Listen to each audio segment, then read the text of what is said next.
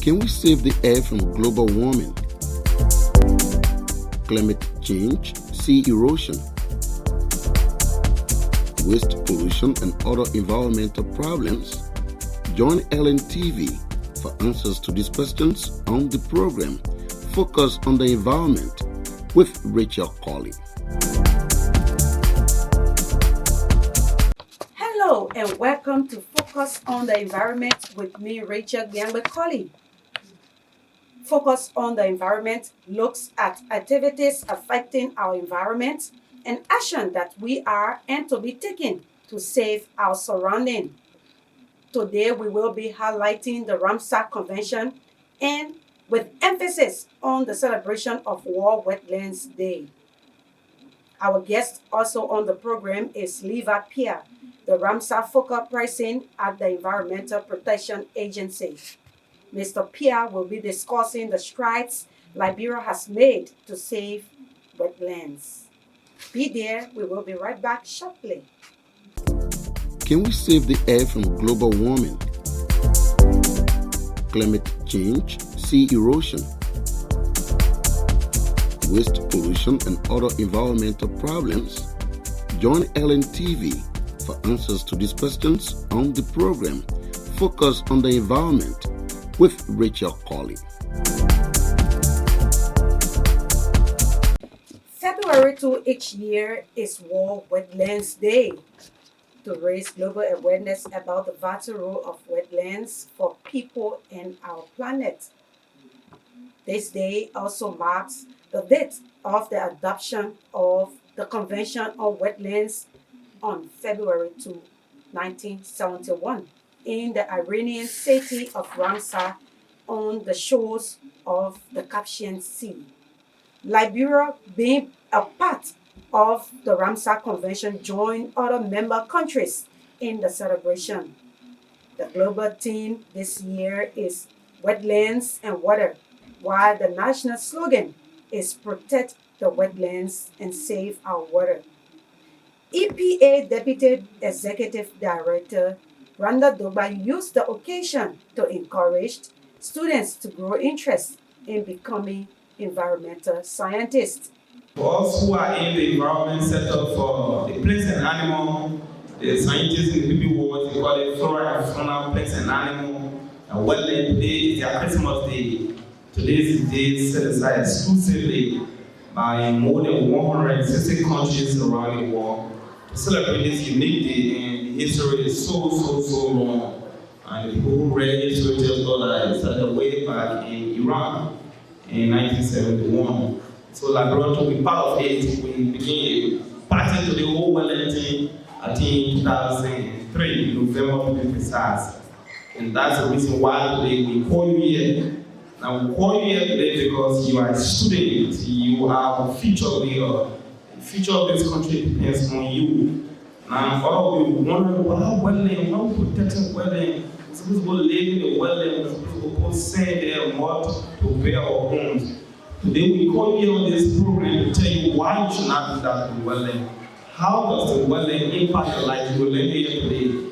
And we just hope that your day today will not just be about learning about the wetland, hearing good things about the wetland, but it will be able to meaningfully impact you so that when you grow up tomorrow, you will want to become a scientist, you want to work with the EPA, you want to work with the FDA to be able to help you protect the wetland. Because today when you go home, you want to eat fish. You want to fish come from the buka, come from a particular wetland. They say some sickness in the medicine they use to face medicine to kill you in front of the wetland. Sometimes the reason why you see the water not carrying Liberia away is because the wetland contains minerals that can naturally defend us. It stops us from being careful about water. So you see the wetland got a lot of value. So today we brought you here as students, as community members, as inhabitants of the community. Tell you about the wetland, that's why it's so since 8 o'clock this morning, we've been in the community. This community is very big, large. It's one of the hotspots we did vulnerability meaning we want to see how disadvantaged this community is in terms of flooding, in terms of being susceptible to flooding. So to achieve maternity bill, we want this community to recognize a lot of wetland in this wetland have been degraded, many people are abusing it, the 40 such a so say abuse or degrade as well. Society for Conservation of Nature of Liberia, SCNL Executive Director Michael Gabo stressed the need for the protection of our wetlands in Liberia.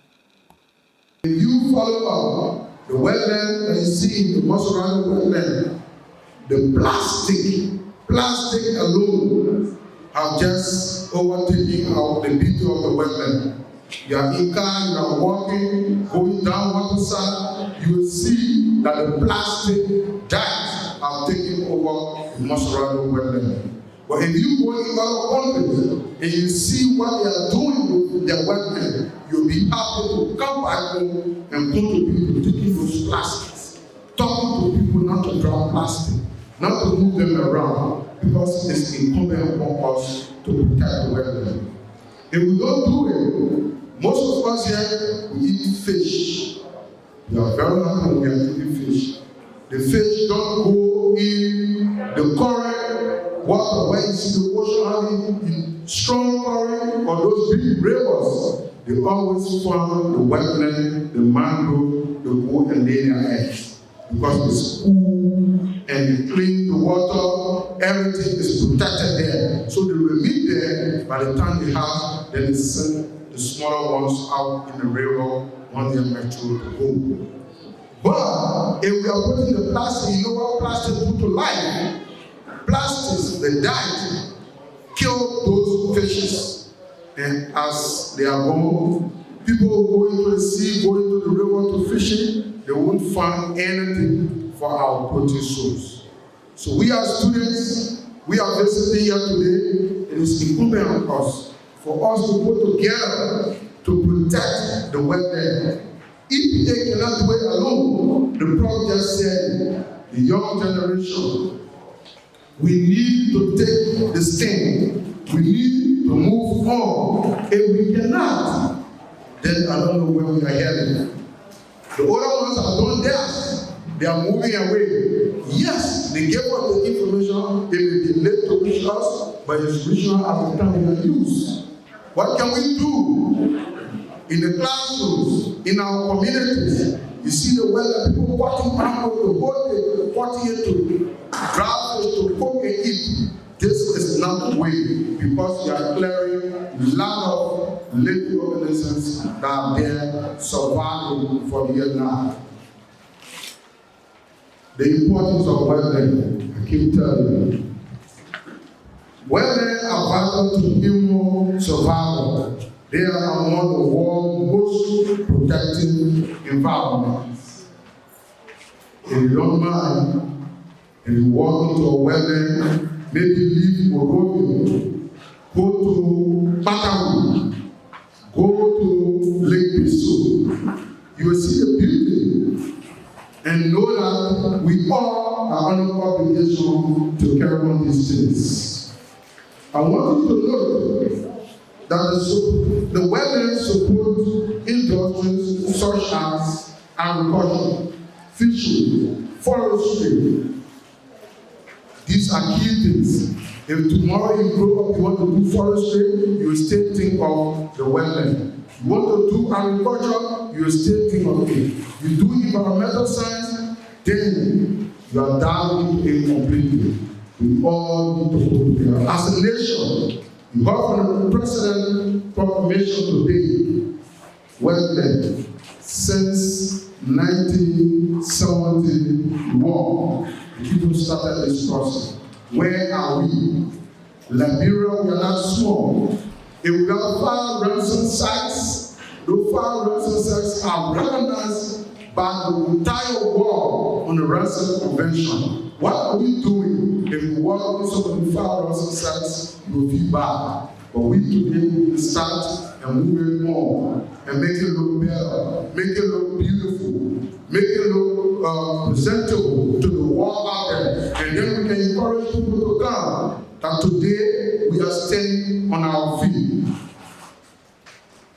People in the environment today, our organization, they just told you about excellence from where I come to speak to you. Conservation International, Fauna and Flora International, Wild Capacity Foundation, These people are all here to look after these things, but they are doing it under the shadow of the government, the Environmental Protection Agency. So we all need to put together. We can be having this, and everyone comes to Liberia and say, Liberia is filthy. Liberia don't have this. Liberia is healing. You don't have good fish to eat. You don't have good protein. We need to start the process as you let us move on and pick up our axis to work together. The Environmental Protection Agency of Liberia, EPA, and her partners on Monday, January 11, launched Miss Earth Liberia Eco Project. The project seeks to solve environmental issues by establishing self-sustaining environment knowledge in schools and the various communities around Monrovia. Ms. Robel Hovers explains more about the project. I believe that the planet is all that we have in common, and we should join forces to come together to save it. That's why I came up with a project called the Eco Project that is really situated around students, youths, and community bearers. Now, my project is stated to be an environmental project that intends to solve issues that are really environmental, because we want to have a society where we can be able to sustain. I want to put on laws according to the EPA so we can be able to work together to be able to carry out the balance and policies that was written by the EPA as citizens. And one of the main things that is in my project is the fact that we will be putting an eco-friendly trash can on the streets that we'll be able to use to help manage our waste. Because this project is really about waste management. And the students, we will also be able to open an environmental club, which I know is existing because the EPA is very, very hardworking. We already have environmental clubs in the schools, but we will try to reinforce it so that we can be able to have a report from every school that will be able to take on this challenge to have the environmental club, that you'll be sending a report after every semester. That's the main thing. So we can know that we are working towards a better future and a better society for us.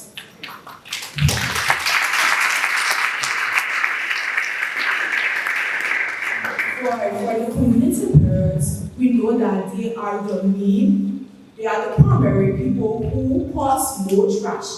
So we will go down to the community, to the last person, and we will speak to them until they can be able to change their mindset about polluting the environment. We will have our environmental clean up, our community clean up every Saturday in every community, because we are demonstrated with Montserrat. So we divided Montserrat into 7 zones. And with those 7 zones, we'll be able to have a count on what we are doing, because this is a government project and we have to take full responsibility of it. As we are going through this project, we are hoping that we can change the mindset of Liberians so they can understand that we have to come together to do this. If we are waiting for another person to come save the environment now, then we are going on the wrong track. Because there is nobody else that is coming to save it. We have to. It's our primary goal to join forces to save this environment. And one thing that I really admire about the EPA, they have taken care of the 3 items that are already part of my project: the reduce, the refuse, and the recycle. Because I can strictly remember last year, the EPA refused tons of waste that was coming to Liberia, which is good. That's what and I think that they are also helping in the recycling business, because I believe that in few years to come, we'll have organizations and companies that will be helping Liberia to recycle, because I think this is the next step further for us as a country to establish recycling businesses that we can be able to differentiate our dirt those are recyclable and those are not. Because we are combining the waste and it's becoming an issue in Liberia. We need to know how to manage our waste. Because I don't think we understand that waste can be gas, it can be liquid, it can be solid. And it has different means of disposing them. So I think that's why the NCC work is very hard because we are not differentiating the dirt. But I'm having full hope and strength in the EPA, in the government as a whole, to bring about the recycling businesses in Liberia. Let's take a short break, and when we come back, we will talk to Liva Pia, focal person of the Ramsar Convention at the EPA. Can we save the air from global warming, climate change, sea erosion, waste pollution, and other environmental problems? Join LNTV for answers to these questions on the program Focus on the Environment with Rachel Colley.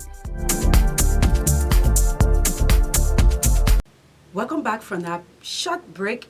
And today on our one-on-one segment, we have with us Mr. Levi P.I. He's the focal person on the Ramsar Convention.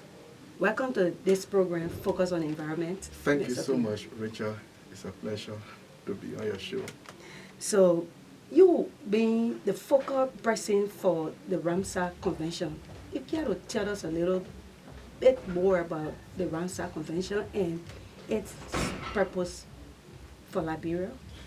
Thank you very much. The Ramsar Convention has to do with an intergovernmental treaty which was signed in 1971 in the Iranian city called Ramsar, bringing together government around the world under the umbrella of the UN system.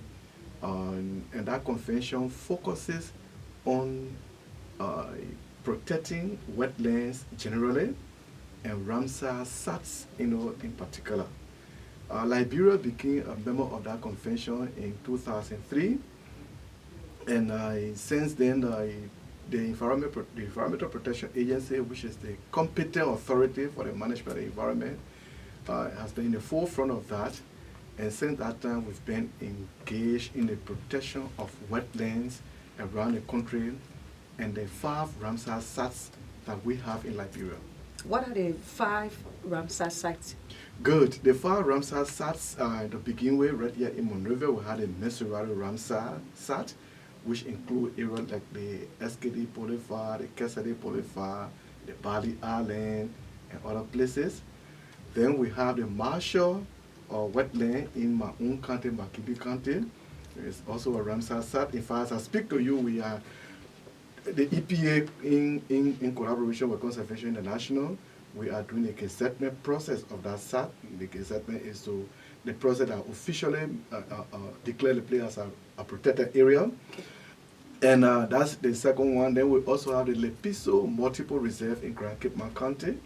And of course, we have the Batawi Wetlands in Bon County and the Wendy Waterfall in Lima County. Okay, thank you. But looking at this Ramsar Convention, Liberia being a part of this convention, what impact have we made to save the wetland across the country? Serious impact. We've been working, we are the Environmental Protection Agency. Yeah, sure. We've been working with colleagues from other government ministry agencies and of course our international partner, instituting programs to ensure that we protect the wetland. One of the key instruments, or should I say tool that we use is public education. Okay. That's why I was so glad when you invited me to your show, because there's an opportunity to continue to educate the public on the importance of the wetland, the values and benefit of the wetland, so that people will know that the wetland is not wasteland, it's not a place to dump dirt, it's not an area to backfill and build horses and so forth. So we have been heavily engaged in that. We've been robust, working with our colleagues from other ministry. And let me just be specific. Say, the Ministry of Internal Affairs, for example, we've been trying to foster a strong collaboration with that ministry to make sure that the township commissioner and other local authorities do not give wetland out as squatter or red place for people to build. No. That is prohibited.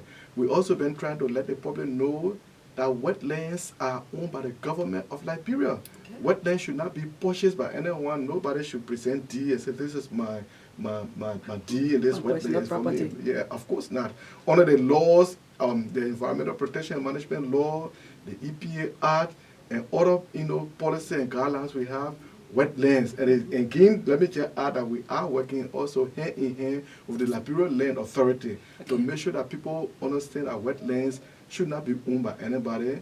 Wetlands belong to the government. Wetlands should be protected because they have enormous benefit, for us as humans.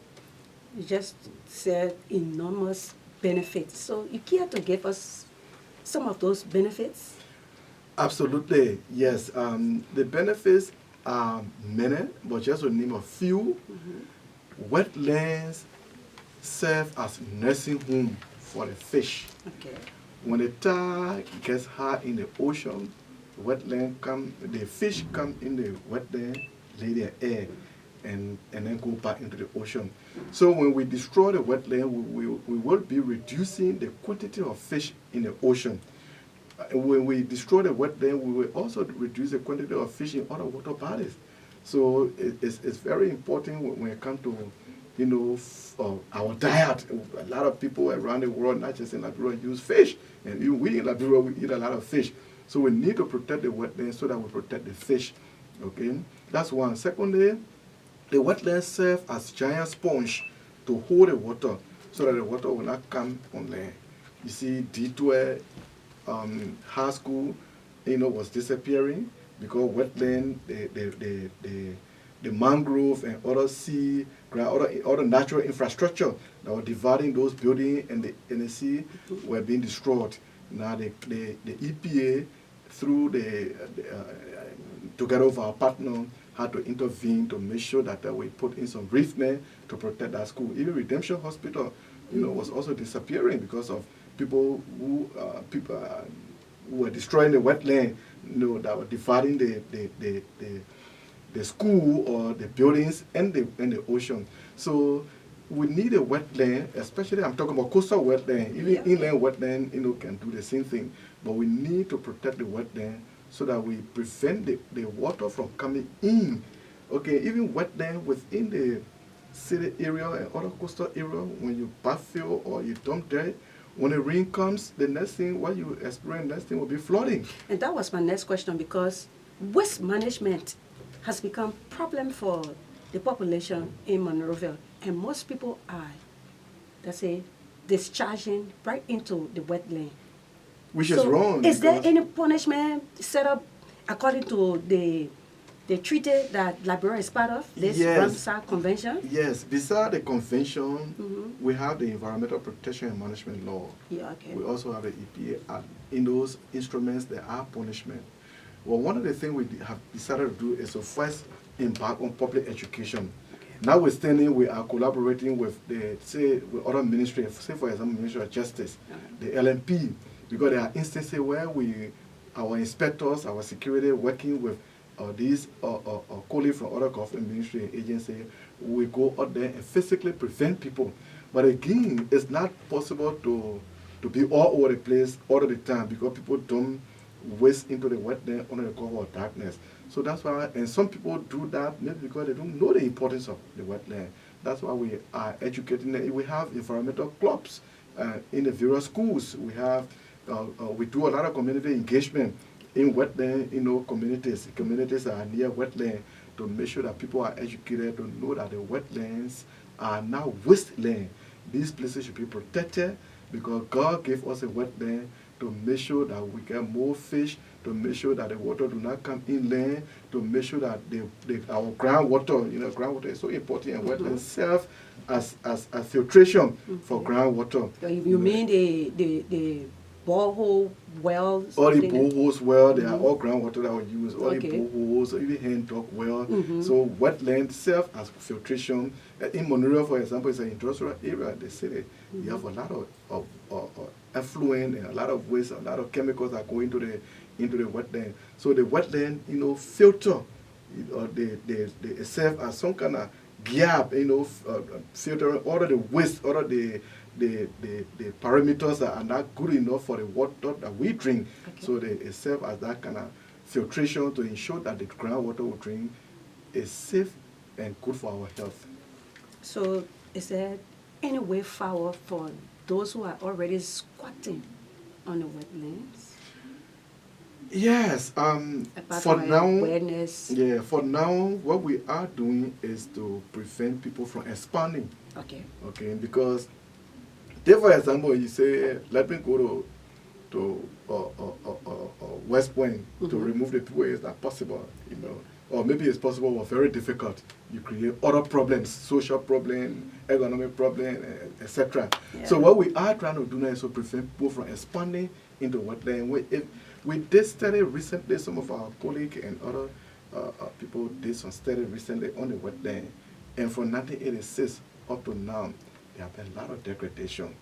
During the war period, not much was done, but when people started coming back and resettling in these places, a lot of degradation. You go to places where you call battery factory now, and all the places you get people occupying the wetland.